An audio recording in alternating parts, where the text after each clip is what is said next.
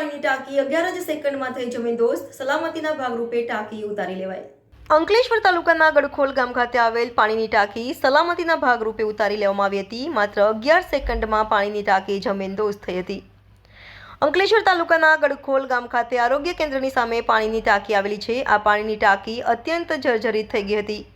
તાજેતરમાં જ એક યુવાન આ ટાંકીમાં પડી ગયો હતો, જેને 12 કલાકના રેસ્ક્યુ બાદ સહી સલામત બહાર કાઢવામાં આવ્યો હતો। જોકે પહેલાથી જ આ જર્જરિત પાણીની ટાંકીને ઉતારી લેવાનું પંચાયત દ્વારા હુકમ કરી દેવામાં આવ્યો હતો।